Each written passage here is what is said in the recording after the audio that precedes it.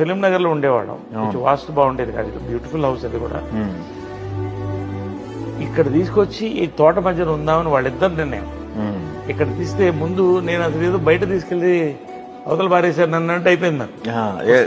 కాబట్టి ఇప్పుడు ఫిలిం నగర్ ఏమి అసలు వస్తే ఇది ఒక ఎక్కడో జనాలు కూడా ఏంటి కృష్ణ గారిని ఇక్కడ మూలలో పడేశారు ఏంటి అని. ఇప్పుడు ఆ మూలే సెంటర్ అయింది. సెంటరే it is financial district, heart of the thing.